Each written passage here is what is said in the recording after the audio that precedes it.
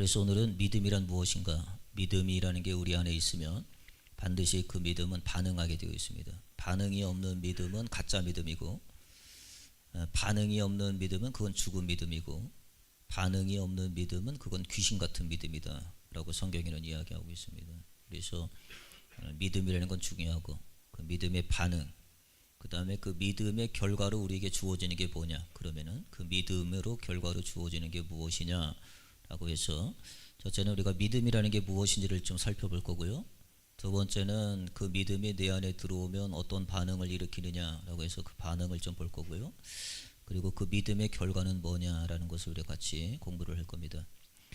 자, 누가복음 18장 8절에 보니까 주님은 뭐냐면 우리에게 믿음을 보신다고 이야기합니다. 주님이 오시는 날, 그날에 우리가 어떻게 살았느냐, 다른 걸 보시는 것이 아니라 하나님은 우리의 믿음을 보시겠다고 말씀하고 있습니다. 얼마가 나이가 많았느냐, 얼마나 돈을 많이 모아놨느냐, 넌 얼마나 건강하게 살았느냐, 그런 걸 보지 않고요. 하나님은 우리의 믿음을 보신, 믿음에 초점이 있습니다. 하나님의 시각은 우리의 믿음에 초점이 있지, 우리의 외모나 우리가 가지고 있는 어떤 직함에 초점이 있지 않습니다. 그래서 누가복음 8장 18장 8절에 보니까 내가 너희에게 이르노니 속히 그 원한을 풀어주시리라. 그러나 인자가 올 때에, 자, 주님이 다시 오시죠. 인자가 올 때에 세상에서 믿음을 보겠느냐. 믿음을 보신다. 주님은 뭘 보신다고요? 믿음을 보신다는 거예요. 믿음. 그래서 이게 제일 중요한 겁니다. 믿음이 제일 중요해요. 믿음이 있어야 우리는 구원받을 수 있고, 믿음이 있어야 응답받을 수 있고, 믿음이 있어야 고침받을 수 있고, 믿음이 있어야 해결받을 수가 있습니다. 그래서 믿음이, 그런데 이 시대를 주님은 어떻게 보시냐면 믿음이 없는 시대라고 얘기합니다. 다 믿는데, 믿는다고는 하는데, 믿음이 있다고는 말을 하는데, 그런데 실질적으로는 주님이 보실 때는 믿음이 없다라고 주님은 평가를 내리시는 거죠. 그러니까 여러분들이 잘 아셔야 됩니다. 내가 보는 시각에서는 내가 믿음이 있다고 생각하는데, 주님이 바라보는 시각에서는 우리는 믿음이 없다라고 얘기를 한단 말이에요. 마태복음 17장 17절에 보니까 예수께서 대답해 이르시되 믿음이 없다. 여기 믿음이 없다라고 얘기하는데, 좀 더 잘 이제 보셔야 됩니다. 믿음이 없다라고 번역된 단어를 볼게요. 믿음이 없다라고 하는 것은 아피스토스라고 얘기합니다. 아피스토스. 여기 보니까는 믿음이 없다고 하는 것을 뭐라고 그러냐면 아피스토스라고 얘기하거든요. 이게 어떤 말이냐면 이 앞에 아는 헬라어 알파를 의미하는 건데, 알파는 부정불변이라고 하는 건데, 이건 뭐냐면 아니다라고 하는 거예요. 아니다라고 하는 거고요. 우리가 일반적으로 피스티스라고 하는 게 이제 믿음인데, 이건 피스토스라고 되어 있습니다. 이거는 피스토스라고 얘기하는데, 그건 뭐냐면 피스토스라는 것은 믿지 않는다, 믿음이 없다, 신뢰하지 않는다, 그런 의미를 가지고 있습니다. 그러니까 주님은 뭐라고 그러냐면 믿음이 없는 시대를 뭐라고 하냐면 믿음이 없다라고 하는데, 아, 이건 신뢰하지 않는구나, 이건 믿지 않는구나 라고 얘기하는 거죠. 겉으로는 믿음을 가진 척 보이지만 실제로는 하나님을 믿지 않고 신뢰하지 않는 상태. 겉으로는 믿음이 있는 것처럼 보이지만 실질적으로는 하나님을 신뢰하지 않는, 여러분과 마찬가지잖아요. 우리가 이렇게 예배를 드리고 교회를 나오고 하나님을 믿는다고 실질적으로는 얘기하지만 삶에서는 그분을 절대 신뢰하지 않는 거죠. 신뢰하지 않습니다. 그러니까는 어떤 환경이 있으면 신실하신 주님, 인자하신 주님을 신뢰하기보다는 내 사정과 형편을 이해하는 그런 쪽으로 치우치는 거죠. 그건 뭐냐면 주님이 뭐라고요? 믿음이 없다라고 얘기하신단 말이에요. 야고보 사도도 이렇게 얘기합니다. 이걸 빗대요. 이와 같이 행함이 없는 믿음은 그 자체가 죽은 거다. 그죠? 행함이 없는 믿음은 그 자체가 뭐라고요? 죽은 거다. 예수님이 한 비유를 이야기하십니다. 한 비유를 얘기하시는데 물고기를 낚는 그런 비유를 하나 얘기하십니다. 마태복음 13장 47절부터 49절에 보니까 또 천국은 마치 바다에 치고 각종 물고기를 모으는 그물과 같다. 물고기가 있는데 그물을 내린단 말이에요. 그물을 내려서 물고기를 잡는단 말이에요. 그런데 48절에 보니까 그물에 가득함의 물가로 끌어내고 앉아서 좋은 것과 못된 것이 있다는 거예요. 그래서 좋은 것은 그릇에 담고 못된 것은 내어버린다는 거죠. 자, 각종 물고기가 있어요. 많은 물고기를 잡았어요. 끄집어내서 보니까 이 어부가 볼 때는 좋은 것도 있고 못된 것도 있다는 거죠. 그래서 못된 거는 갖다 내버리고 좋은 것은 그릇에 담고 가져가고 그런단 말이에요. 그런데 이것도 마찬가지죠. 세상 끝에도 이러하니라. 세상 끝에도 이러한 일이 벌어진대요. 주인이 우리는 그물을 치는 것과 같죠. 그래서 사람을 낚는 어부라고 얘기했는데 우리는 그물에 낚여진 자와 같은 거예요. 그런데 막상 건져 보니까 거기는 뭐도 있어요? 좋은 것도 있고 못된 것도 있다는 거예요. 그러면 이제 여러분 잘 들어보세요. 좋은 건 뭐가 좋은 거겠어요? 예, 주님이 인정하는 믿음이 좋은 거고, 그 다음에 못된 건 뭐가 못된 거겠어요? 아피스토스, 뭐죠?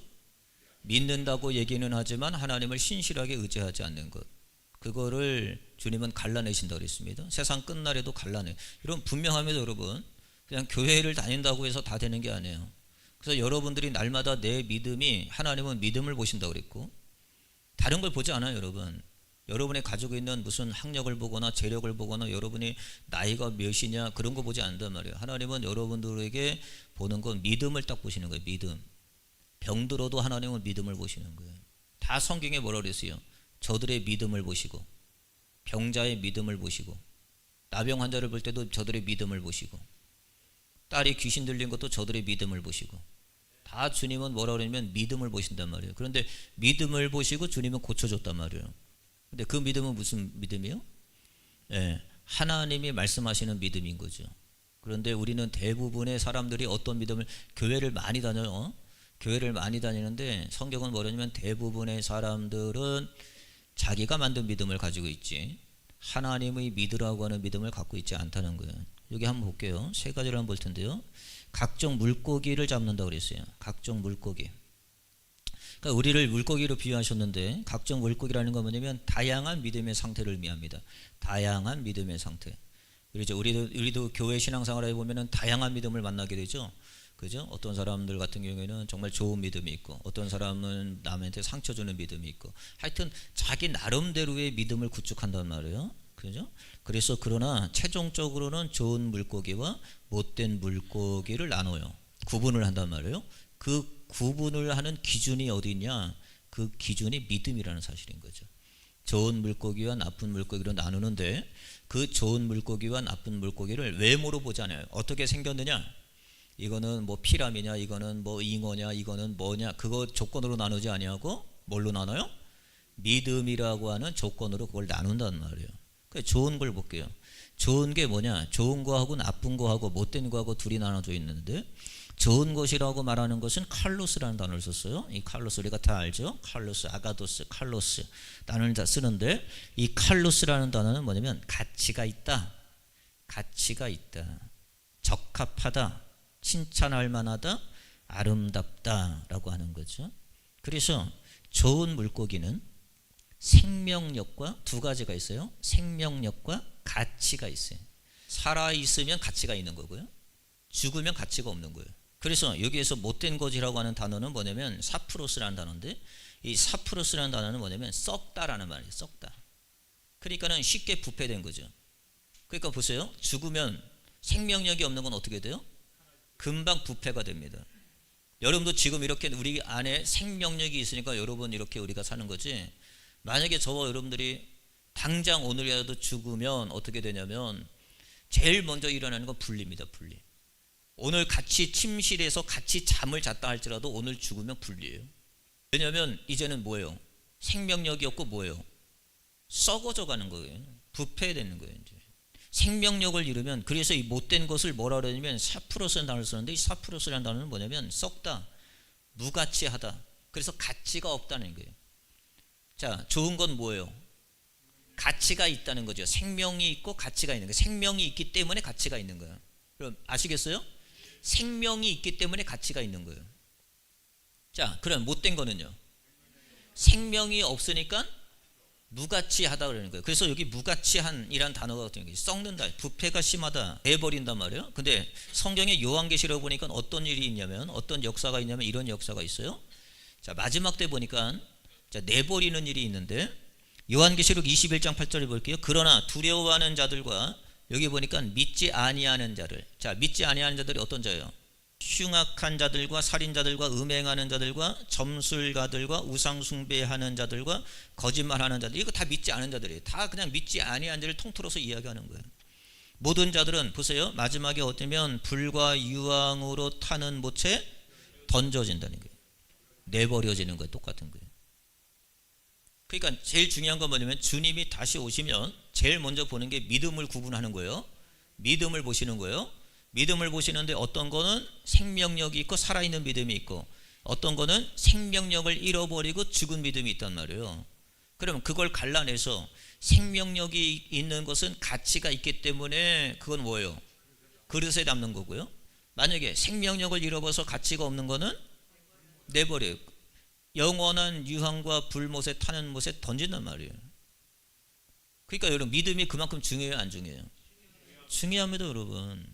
항상 여러분이 점검해야 될 건 뭐냐면 내가 살아있는 생명력 있는 가치가 있는 믿음이냐 아니면 내가 죽어있는 믿음이냐를 여러분들이 항상 나를 점검해 보셔야 돼요. 심사해 보셔야 된단 말이에요. 여기 보니까 큰 물고기가 있어요.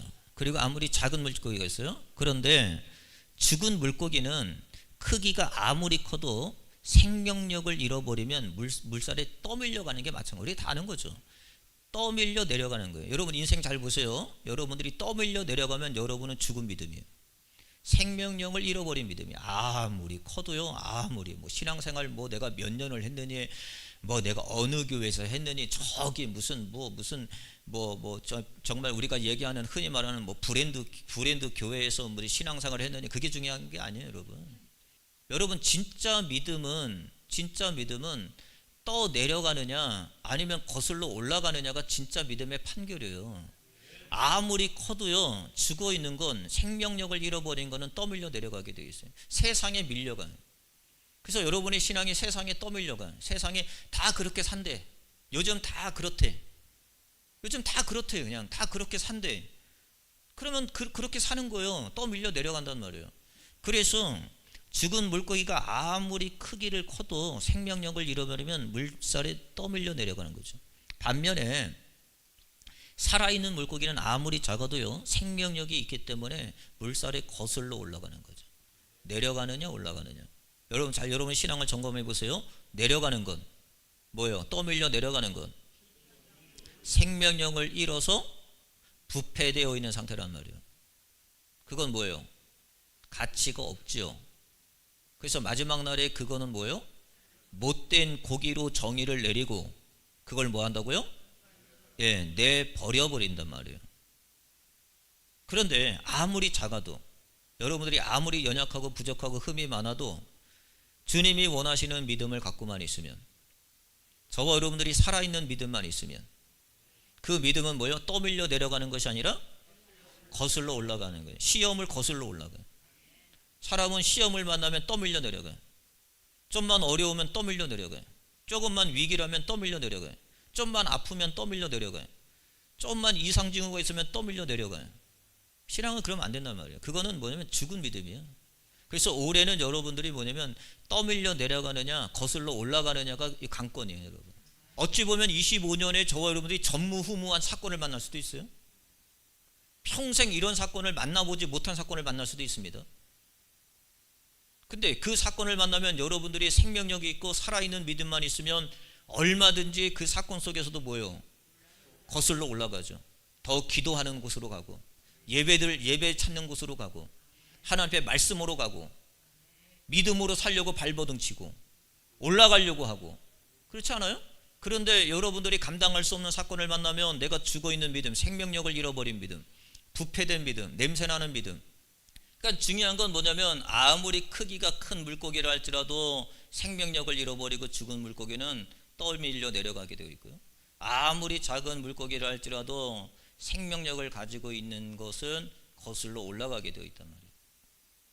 그래서 결국은 물고기의 크고 작음의 문제가 아니라 뭐의 문제예요?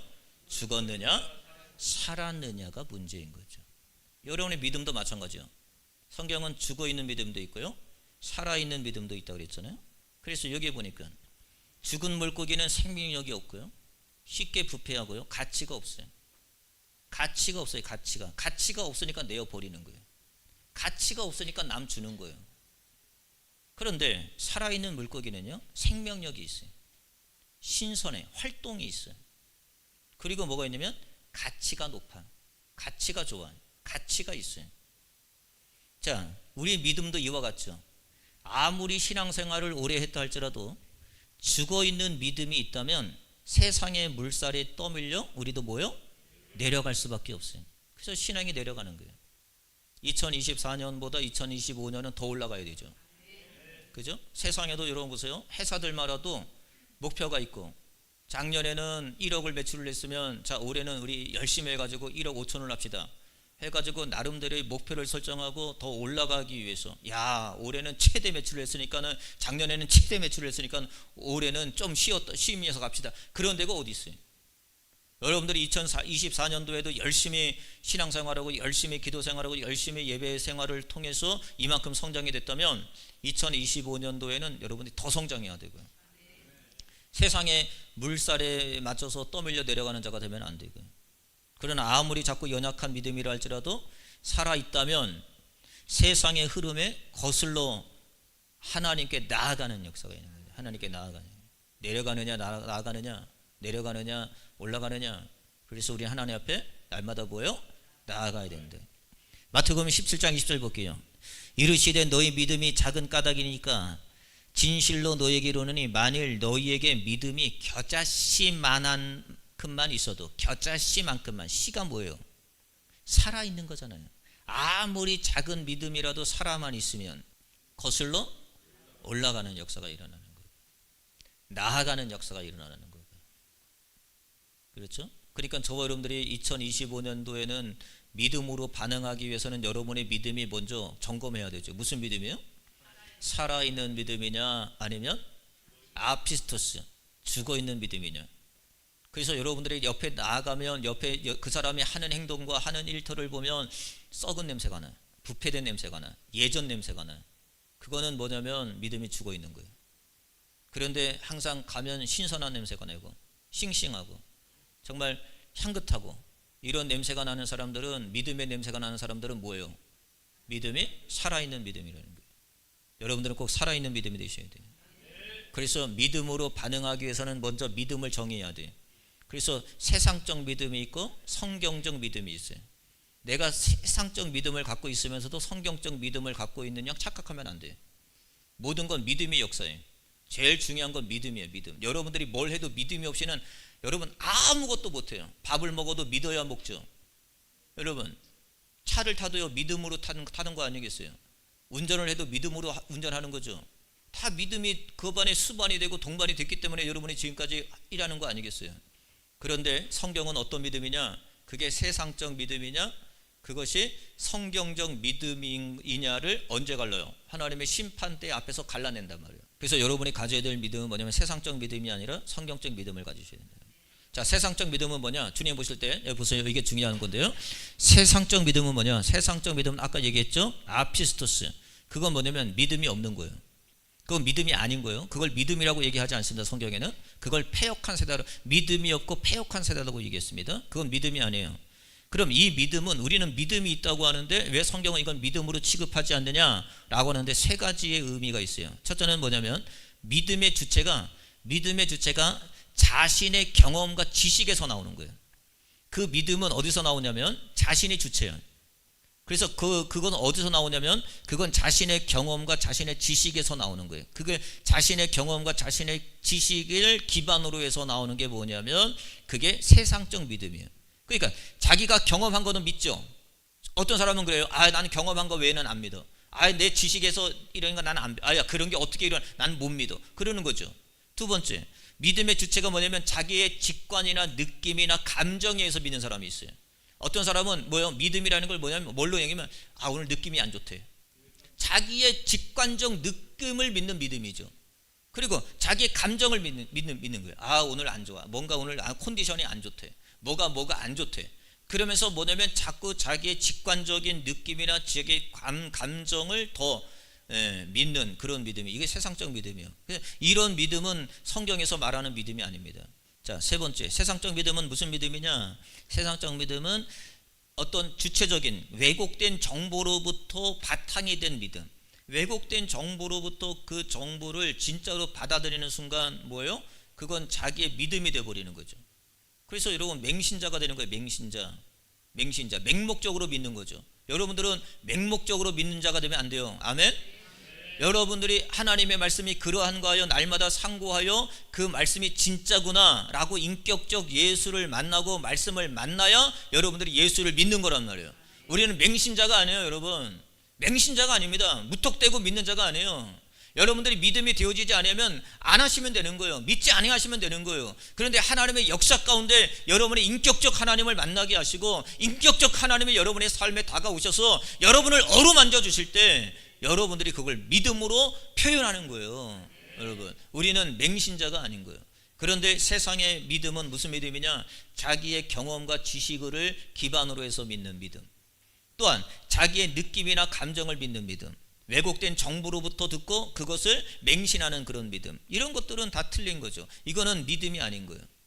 그죠? 그럼 성경적 믿음이 뭐냐? 성경적 믿음을 하나 볼게요. 성경적 믿음은 뭐냐면 피스티스라고 얘기합니다. 우리가 헬라어로 얘기할 때는 이 피스티스, 믿음이라는 걸 피스티스라고 얘기하는데, 자, 야고보서 2장 22절 볼게요. 내가 보거니와 믿음이 그의 행함과 함께 일하고 행함으로 믿음이 온전하게 되느니라. 이 믿음이라는 거 성경이 원하는 믿음, 하나님이 원하시는 믿음.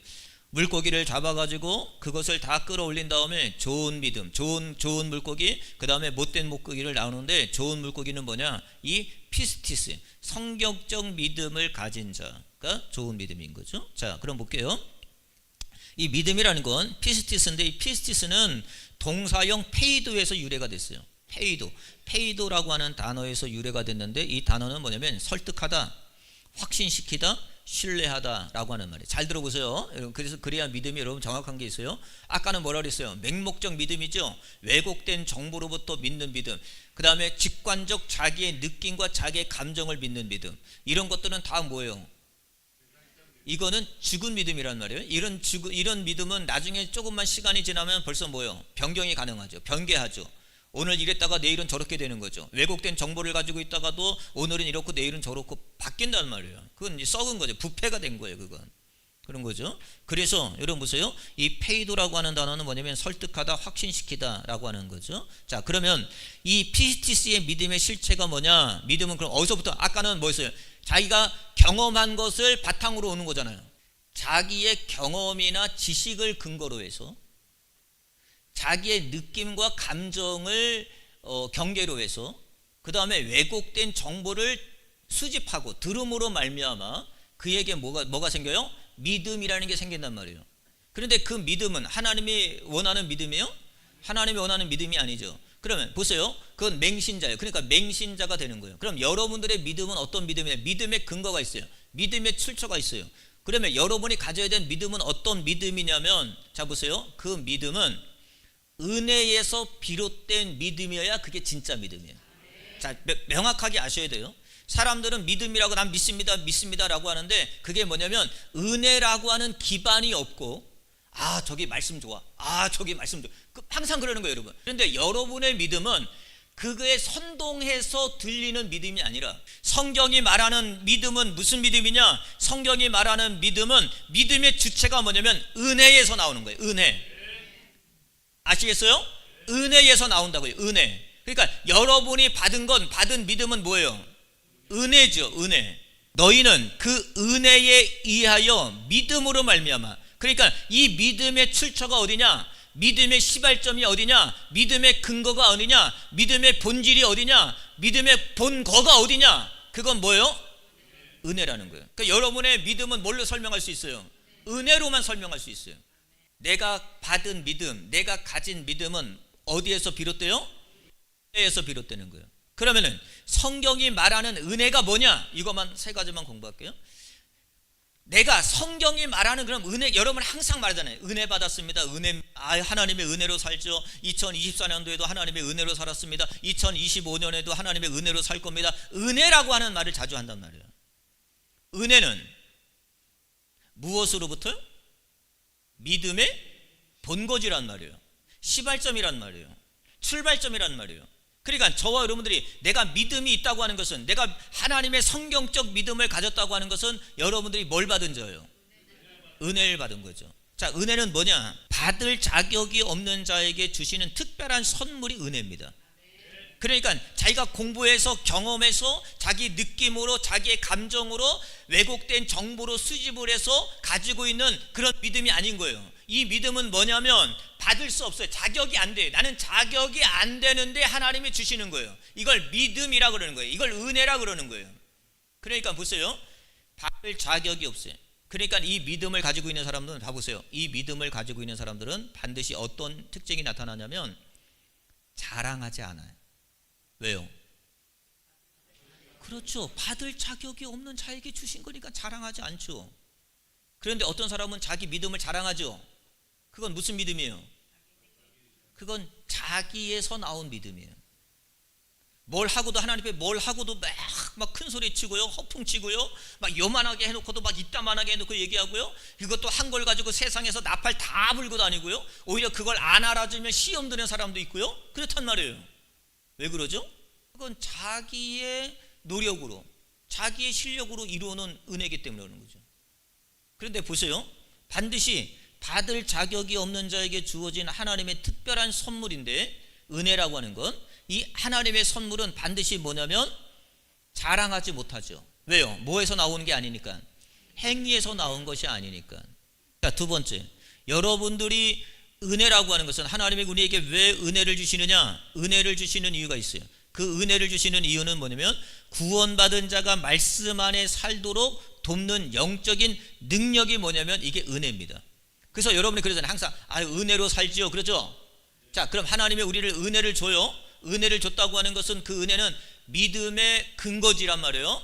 그래서 믿음의 근거지를 통해서 우리가 은혜를 받아요. 은혜를 받으니까 우리는 자랑할 게 없어요. 특별히 은혜를 받은 사람들은, 내가 은혜로 살고 있는 사람들은 어떤 거냐면 말씀 안에 살도록 돕는 게 영적인 능력이 뭐냐면 그게 은혜예요. 그러니까 우리가 은혜로 살죠. 그 말은 무슨 말이에요? 은혜가 나를 돕고 있다는 거예요. 그래서 은혜로 사는 거예요. 자, 여기 보세요. 디도서 2장 11절 아주 중요한 이야기가 있는데, 뭐라 그러면 모든 사람에게 구원을 주시는 하나님의 은혜가 나타났죠. 자, 은혜가 나타났어요. 은혜가 보여요. 왜 은혜가 보이느냐면 우리를 양육할 시대에 경건하지 아니하는 것과 이 세상 정욕을 다 버리고 신중함과 의로움과 경건함으로 이 세상에 살고, 하나님이 우리에게 은혜를 주시는 목적이 있는데, 그건 뭐냐면 이 세상의 정욕은 버리고 경건한 믿음 안에 뭐예요? 살게 하시려고 우리에게 은혜를 주시는 거예요. 그러니까 은혜를 받은 사람은 어떻게 살아요? 말씀 안에서 사는 거죠. 그러니까 은혜가 없는 사람은 어떻게 살아요? 세상의 정욕으로 사는 거죠. 그러니까 우리가 믿음으로 산다는 건 아까 그런 얘기예요. 믿음으로 산다는 건 뭐예요? 하나님의 은혜를 받은 자고, 하나님의 은혜를 받았기 때문에 그 은혜가 나를 뭐요? 말씀으로 살게 하시는 하나님의 능력이 내 안에 거주한다는 사실인 거죠. 세 번째, 은혜라는 건 뭐냐? 은혜라고 하는 것은 하나님의 몸된 교회를 세우기 위해 주신 은사예요. 은사. 그래서 우리에게 하나님의 은혜라는 걸 주시고, 은혜를 주세요.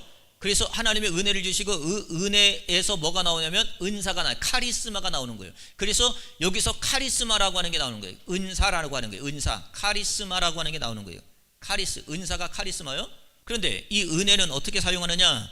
베드로전서 4장 10절 볼게요. 각각 은혜를 받은 대로, 은사를 받은 대로 하나님의 여러 가지 은혜를 받은 선한 청지기 같이 서로 뭐예요? 서로 봉사하라 그랬습니다. 정리할게요. 하나님이 우리에게 믿음을 줘요. 믿음이라는 게 있는데 그 믿음의 출처가 어디냐면 은혜에 있어요. 그래서 은혜를 받으면 뭐예요? 자랑할 수 있어요, 없어요? 자랑할 수 없어요. 그래서 그 사람을 가만히 보면 알아. 저 사람이 믿음이 있는 사람인가 없는 사람인가, 은혜로 사는 사람인가 은혜로 살지 않는 사람인가. 자기 자랑하는 사람들은 뭐 하는 사람이에요? 그거는 세상적 못된 곡입니다. 그런데 자랑할 게 없어요. 사도 바울이 고백한 것처럼 나의 나된 것은 하나님의 은혜라고 고백해. 자랑할 것이 없어요. 그건 뭐예요? 그건 좋은 곡이죠. 그죠? 그래서 뭐냐면 하나님의 선물로 주신 거고 자랑하지 못해요. 그리고 은혜는 하나님이 내게 은혜를 주어주면 그게 내 안에 능력이 돼. 그래서 뭐냐면 정욕을 버리고 경건하게 살게 해. 거룩하게 살게 해. 자, 거룩이라는 게 뭐라고 그랬어요? 하기오스입니다. 뭐예요? 다름이라는 말이에요. 다름. 아까 얘기했죠. 생명력이 있는 고기는 어떻게 한다고 그랬어요? 아무리 작다 할지라도 올라가고 나아간다고 그랬어요. 그런데 보세요. 아무리 큰 고기라 할지라도 생명력을 잃어버린 고기는 떠밀려 내려가는 거죠. 세상에 떠밀려 가는 거예요. 세상이 다 그렇게 사니까 나도 그렇게 사는 거예요. 다름이 아니에요. 그래서 하나님의 은혜가 주어지면, 하나님의 은혜가 가입이 되어지면, 내 안에 내재되어지면 어떻게 사냐면 정욕을 버리고 육신의 정욕과 안목의 정욕과 이생의 자랑을 버리고 어떻게 살아요? 경건하면 다름의 은혜로 살게 된단 말이에요. 또 하나, 하나님이 나에게 은혜를 주시면 그 은혜가 뭐예요? 내 안에서 은사가 돼서 은사는 왜 주시느냐? 은사를 주시는 목적이 뭐냐? 서로 뭐예요? 봉사하기 위해서 하나님의 은혜를 주신다는 거예요.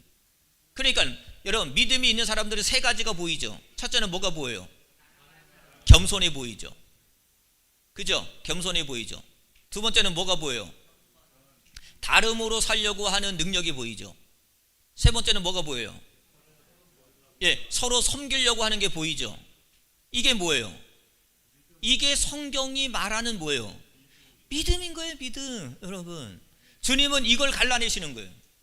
그래서 저와 여러분들이 가지고 있는 내 믿음이 성경적 믿음이냐, 아니면 여러분의 경험과 지식을 기반으로 해서, 여러분들이 가지고 있는 느낌과 감정, 직관을 기반으로 해서, 아니면 왜곡된 정보를 기반으로 해서 나오는 여러분의 믿음이냐, 그건 뭐예요? 그 믿음은 다 뭐예요? 다 밖으로 버려지는 믿음인 거예요. 여러분, 믿음이 있어야 돼요. 주님이 오시면 믿음으로 구별한다고 그랬어요. 믿음으로 갈라낸다 했어요. 여러분들이 가지고 있는 믿음은 무슨 믿음이 되어야 돼요? 은혜를 기반으로 한 믿음이 되어야 돼요. 여러분의 믿음은 어디에서 오는 거예요? 은혜로 주어지는 거예요. 그러니까 뭘 못해요? 자랑하지 못하고 겸손하고요. 두 번째는요, 다름으로 살아가는 성도가 되는 거죠. 세 번째는요, 서로 봉사하고 섬기는 자로 살아가는 거죠.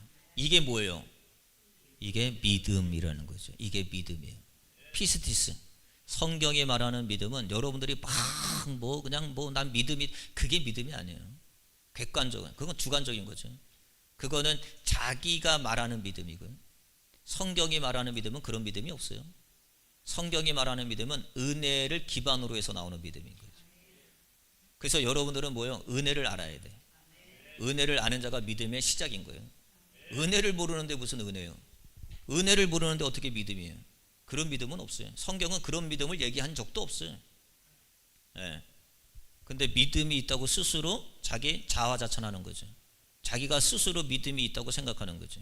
그런 믿음은 믿음이 아니에요. 진짜 믿음의 소유자가 되시기를 주의 이름으로 축원을 드립니다. 기도하겠습니다.